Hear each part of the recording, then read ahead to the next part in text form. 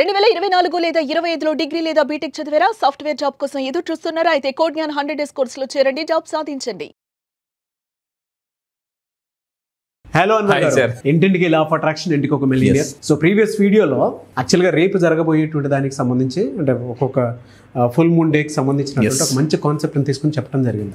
ఆ టైంలో అఫర్మేషన్స్ కానీ మేనిఫెస్టేషన్ కానీ చేస్తే ఏ విధంగా ఉంటుందనే దానికి, పవర్ ఏ విధంగా ఉంటుందనే దానికి కూడా ఎగ్జాంపుల్ ఇవ్వడం జరిగింది. సో ఈ వీడియోలో ఏం చెప్తున్నారు? ఈ వీడియోలో చాలా మంది ఎందుకు ధనవంతులు అవ్వలేరు అంటే, లైఫ్లో ధనవంతులతో, బలవంతులతో, గుణవంతులతో ఎప్పుడు మనం పెట్టుకోకూడదండి. మనం ఎంత నాలెడ్జ్ ఉన్నా, ఎంత పవర్ ఉన్నా మన పని మనం చేసుకుంటే, మీ పని మీరు చేసుకుంటే వెళ్ళిపోండి అంతే. సో ఈరోజు నేను ఆకర్షణ సిద్ధాంతంలో చాణక్యుడు ఇలాంటి గొప్ప గొప్ప వాళ్ళు సింపుల్ లైఫ్లో సక్సెస్ అవ్వాలంటే 2 పనులు చేయాలండి. ఒకటి, మీరు సక్సెస్ పుస్తకాలు చదవాలి, నేర్చుకోవాలి, లేదా సక్సెస్ఫుల్ పీపుల్ చెప్పిందని యాజ్ ఇట్ ఈస్గా ఫాలో అయిపోవాలి. Don't try to reinvent the wheel. Wheel గుండ్రంగా ఉంది, వాళ్ళందరూ కనిపెట్టేశారు గుండ్ర, దాన్ని పట్టుకుని మనం వెళ్ళిపోదు అంతే. నేను స్క్వేర్గా వెళ్తా, ట్రయాంగిల్గా వెళ్తాను అని వీల్ని రీఇన్వెంట్ చేయకూడదు. ప్రపంచంలో టాప్ మోస్ట్ పీపుల్ చెప్పేది అదే. అంటే నిప్పు కాలుతుందా అని 2 రకాలు తెలుసుకోవచ్చు. ఒకటి, మనం చేయి పట్టుకుని కాల్చుకొని తెలుసుకోవచ్చు, అరే నిప్పు కాలుతుందని. రెండోది, వేరే వాళ్ళు ఎవరైనా చెప్తారు మనకు, అరే బాబు నిప్పు పట్టుకోకరా బాబు కాలుతుందని.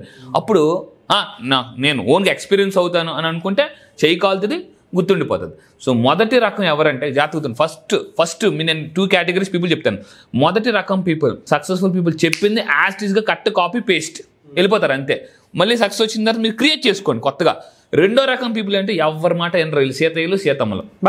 సీతయ్యలు సీతమ్మలు ఈగో చాలా మంది మనిషి సక్సెస్ అవ్వడం కారణం ఈ ఈగో అండి. ఈ ఈగోని తీసి పక్కన పెట్టండి. Ego should go. వెళ్ళిపోతే మీరు లైఫ్లో చాలా డబ్బు సంపాదిస్తారు. నాకు ఒక అతను చెప్పారండి, చాలా గొప్ప అతను. అన్వర్, నీ పాకెట్లో ఈగో ఉంటే డబ్బు వెనక నుంచి వెళ్ళిపోతుంది. వెనక నుంచి ఈగో పంపించి అలా ముందు నుంచి పాకెట్లో డబ్బులు వచ్చేస్తుంది. సో మీరు కింద కామెంట్ బాక్స్లో టైప్ చేయండి, I will leave my ego. నేను నా ఈగోని వదిలేస్తాను. I will leave my ego. 2025 మీరు ఎలా బతికారు నాకు తెలియదు, కానీ 2026 మాత్రం డబ్బు సంపాదించాల్సిందే. సో ఈ వీడియోలో చాణక్యుడు చెప్పిన కార్పొరేట్ చాణక్య లాంటి గొప్ప గొప్ప పుస్తకాలు చదివి కంపెనీస్ $1 బిలియన్ కంపెనీస్ రన్ చేస్తున్నారు చాలా మంది. $1 billion companies.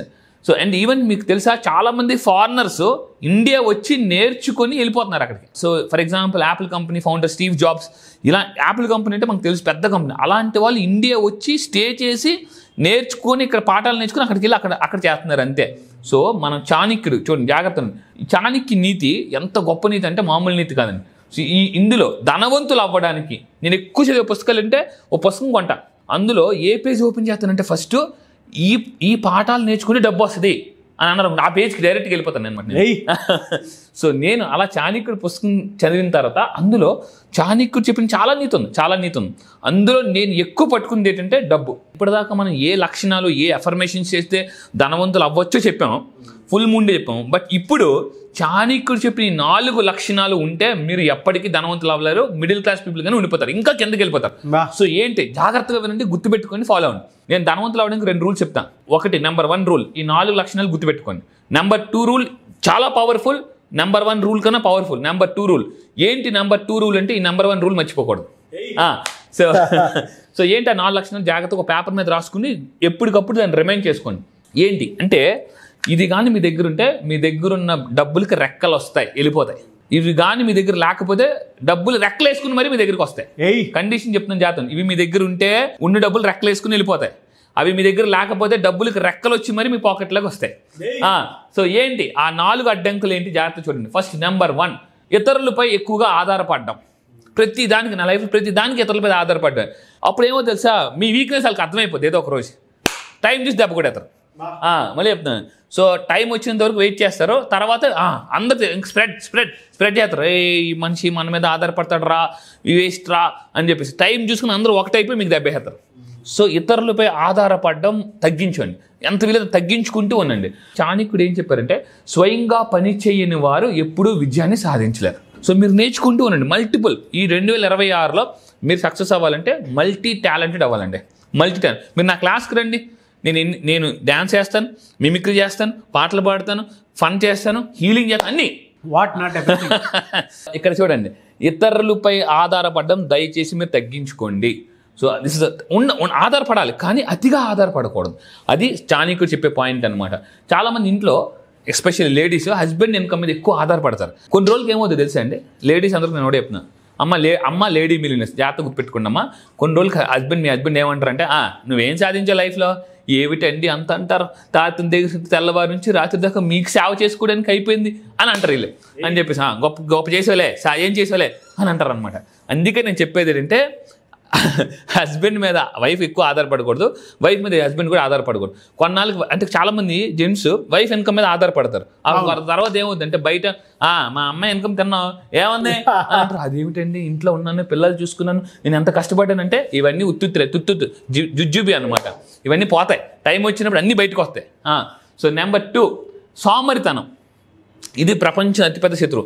The most talented people సోమరితనం వల్ల అవకాశాలు కోల్పోతారండి. ఒక మొసలి, మనకి చాలా ఫేస్బుక్లో పిక్చర్స్ వస్తుంటాయి, ఒక మొసలి బలమైన మొసలి తిందాంలే అని అనుకుంటే జాగ్రత్త ఉండండి. ఎదురుగా వెళ్తున్న ఒక దాన్ని నెక్స్ట్ వస్తుంది ఆపర్చునిటీ నెక్స్ట్ వస్తుంది అనుకుంటే రాలే. ఈ మొసలు ఆకలితో ఎండిపోయి చచ్చిపోయి కరెక్ట్గా మంచి జంతువు వచ్చినప్పుడు దీన్ని కదలడానికి ఓపిక కూడా లేదనమాట. మీరు వయసులో ఉండేటప్పుడు మాత్రం చెప్తున్నాను, సోమరితనం ఆపేయండి. అందుకే మహాకవి శ్రీశ్రీ చెప్తారనమాట, ఓ సోమరి పోతులారా చావండి ఎముకలు కుళ్ళిన వృద్ధుల్లారా చావండి అని. నేను మహాకవి శ్రీశ్రీ గారు కొన్ని రచనలు చదువుతుంటే బ్లడ్ బాయిల్ అయిపోవాలండి. మళ్ళీ చెప్తున్నాను, లైఫ్లో మీకు ఎలా ఉండాలంటే, లైఫ్లో సాధించాలి. రక్షకుడి సినిమాలో నాగార్జున గారు ఎలాగంటే సమ్మని ఎలా అయితే నరాలు వస్తాయో మీ గోల్ చెప్తే అలా రావాలి నరాలు. ఆ సోమర్తనం ఉండేవాళ్ళు వదిలేయండి ఫస్ట్ ఆఫ్ ఆల్. సో అతిపెద్ద శత్రువు ఈ సోమర్తనం. లేజినెస్ ఉండేవాళ్ళు ఏమవుతారంటే క్రేజీగా పనిచేయలేరు, లేజీగా ఉండేవాళ్ళు క్రేజీగా ఆలోచించలేరు, అవకాశాలు కోల్పోతారు. దీనికి ఒక ఎగ్జాంపుల్ చెప్తాను జాగ్రత్తనండి. ఒక సింహం అడవిలో బాగా వేటాడే సింహాన్ని తీసుకొచ్చి ఒక అతను ఏం చేసి బోన్లు వేసాడు. బోన్లో సింహం ఏంటి రోజు అడవిలో అంటే ఫుడ్ దొరకాలంటే వేటాడేది.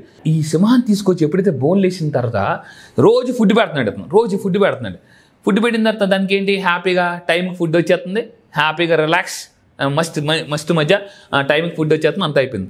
21 days తర్వాత అతను ఎవరైతే ఫుడ్ వేస్తున్నాడో ఆ బోన్ ఓపెన్ చేసాడు. వెళ్ళిపో నీకు ఫుడ్ ఎట్లా పోతానరా బాబు, నువ్వు రోజుకి 2 days 3 days మేకలు తినేస్తాను మనిషి సింహానికి.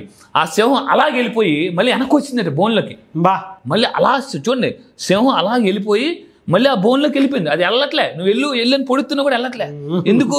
ఇప్పుడు మళ్ళీ బయటికి వెళ్తే వేటాడాలి, ఎవడు పడతాడరా నాయన అని చెప్పేసి రిలాక్స్ అయిపోయింది అనమాట. అందుకే చెప్తున్నాను, relax is equal to life climax.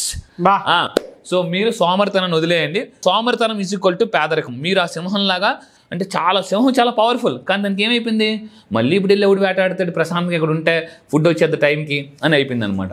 So సోమరితనం వల్ల ఏంటంటే టాలెంట్ ఉన్నా కూడా మర్చిపోతారు, గుర్తించలేరు. అండ్ 3 లక్షణం 3 అధిక ఖర్చు. వారన్ బఫెట్ అంటారండి, నేను డబ్బు తాత అంటాను. అతను డబ్బు తాత. మనకి గాంధీ తాత గారు ఎలాగో అతను డబ్బు తాత. జాగ్రత్త, వారన్ బఫెట్ రోజుకి 250 కోట్లు కాదు, ఇప్పుడు 350. ఒకప్పుడు 250, ఇప్పుడు రోజుకి 350 కోట్లు. ఎవ్రీడే 350 కోట్లు అకౌంట్లో పెడితే ఎలా ఉంటుంది చెప్పండి? అసలు మామూలుగా ఉండదు, ప్రతిరోజు పండగే, మామూలు ఎనర్జీ కాదు. సో అతను ఏమంటాడంటే అసలైన ఆర్థిక నిపుణుడు ఎవరు అంటే వారన్ బఫెట్ చెప్తున్నాడు, ఎవరైతే ఖర్చుని కరెక్ట్గా బ్యాలెన్స్ చేస్తారో వాళ్ళే అసలు ఆర్థిక నిపుణులు. డబ్బు సంపాదించే వాళ్ళు ఆర్థిక నిపుణులు కాదు. 1996లో అమెరికాలో టాప్ 100 మిలియనర్స్ 2004 వచ్చారు బ్యాంక్రప్ట్, మొత్తం అవుట్. 4 మంది ఉన్నారు ప్రపంచంలో, 96 మంది రోడ్డు మీద దివాలా తీసేశారు. ఎవరిలంటే డబ్బుని సరిగ్గా మేనేజ్ చేయలేని వాళ్ళు అనమాట. సో చాలామంది ఉంటారు. నేను అడుగుతా, 2002లో ఎంత డబ్బు సంపాదించారంటే తెలియదు. 2025 ఈ సంవత్సరం ఎంత డబ్బు సంపాదించారంటే తెలియదు. ఎంత సేవ్ చేశారు తెలియదు. అసలు ఎంత ఇన్వెస్ట్ చేశారు తెలియదు. అసలు ఏం చేస్తున్నారు తెలియదు. రేపు ఫ్యూచర్ ఏంటి తెలియదు. సో అందుకే చెప్తున్నానండి, ఇది చెప్తున్నప్పుడు మీకే అనిపించవచ్చు, ఏంట్రా సార్ నా కోసమే చెప్తున్నాడు అని మీకు అనిపించవచ్చు. నేను చెప్తున్నా ఇప్పటికైనా మేల్కోనండి. సో మళ్ళీ చెప్తున్నా, అధిక ఖర్చు మీరు చేస్తూ ఉంటే ఒక ఫైనాన్షియల్ కోచ్ని పెట్టుకోవాలి. రేపు 2025 నుంచి 2026 కలర్ఫుల్గా అద్భుతంగా బ్రైట్ఫుల్గా ఉండాలనుకుంటే, నేను మళ్ళీ చెప్తున్నాను, ఇప్పుడు 2025 పడిన కష్టాలకు మీరు నిజంగా ఫుల్ స్టాప్ చెక్ పెట్టాలనుకుంటే క్లాసెస్కి రండి. పక్కా చెప్తున్నాను, 2026 మీదే. రాసి పెట్టుకోండి, మనీ ఇయర్ అని టైప్ చేయండి. ఇప్పటి వరకు మనం హ్యాపీ న్యూ ఇయర్ అన్నాం, చెప్పింది చాలు. ఇంకా హ్యాపీ మనీ న్యూ ఇయర్ అని చెప్పండి. ఇంకా అది ఎక్స్ట్రాడినరీ అండి. Anyways thank you so much. Thank you sir, thank you.